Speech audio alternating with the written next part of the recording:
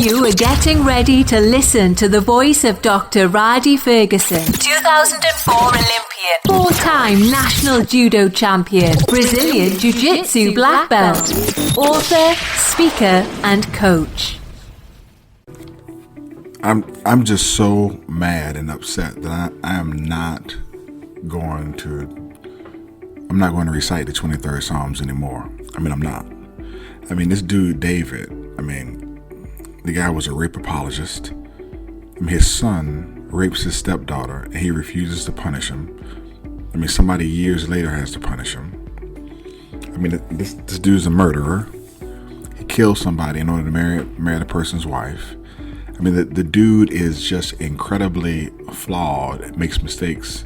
You can't even call them mistakes because he keeps doing them over and over and over again. And I just can't recite the 23rd Psalms and support anybody like this. I'm just not. I will not. I don't care how lyrically profound the 23rd Psalms is. I am not going to support anyone who behaves like that. I'm just not going to do it. Now, I don't know if you understand how that sounds. I'm not saying that it sounds ridiculous. I'm not saying that it's okay. What I'm saying is that this is what we call right now cancel culture and call out culture.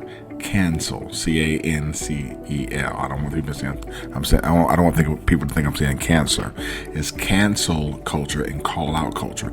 It's this particular culture where if someone does wrong, we have these hyper acts of microaggression, and we have this social and internet vigilantism where people get together and they just cancel out everything that somebody's done. I know that there are groups of people that say, well, we shouldn't support people that do X, Y, and Z.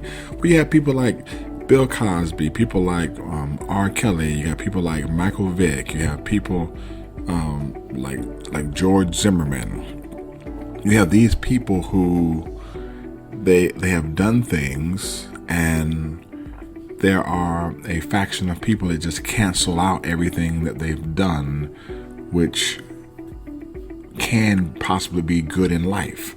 So that means that every piece of art that somebody has developed, if they've done something bad, we should not buy it, or we shouldn't look at it, or if we do that, we won't be able to look at any artist or anybody, because everybody who's on this planet is flawed. Everybody.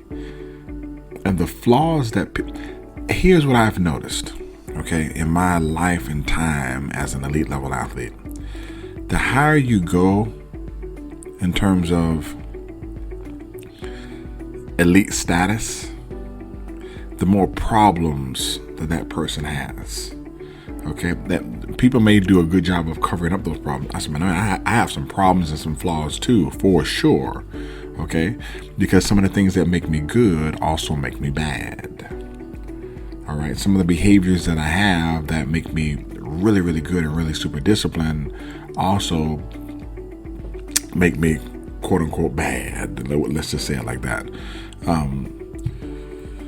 I don't have any sociopathic behaviors. None that I'm aware of. However, there are individuals who are at a high level who have those particular behaviors. And no, they are not acceptable. They are 100% not accepted. Nobody's bad deeds are acceptable. Nobody's social deviancy is successful. It's acceptable. It doesn't matter how successful they are. It just doesn't. And people don't get a quote unquote pass because they're athletes or performers. They don't get a pass. What they get is the ability for society to still benefit from or experience their expertise. Otherwise, I'd have to stop reading the 23rd Psalms. Now, I'm not sure how some people feel about this, because when you really hone in on this particular discussion, it can get very, very touchy. But what I'm telling people is this: just beware of the cancel culture. Just beware of the call out culture. And if you don't mind, I want to ask a question here, and if you don't mind, put it in the comment section. What are your feelings about separating the art from the artist, or separating the act from the athlete? Can you do it, or do you lump those two things together? If you lump those two things together, let me know.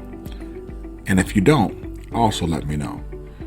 And always ask yourself this question. For those of you all who enjoy the Bible as one of the greatest texts, or the highest selling text that was ever written, ask yourself the question: Would you be willing to never say the 23rd Psalms again because David was a rape apologist and a murderer?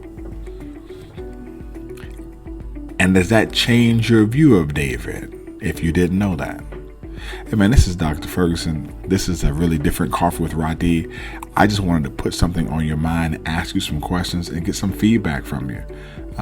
Take care. Have a super fantastic day. And remember, I love you, but God loves you best.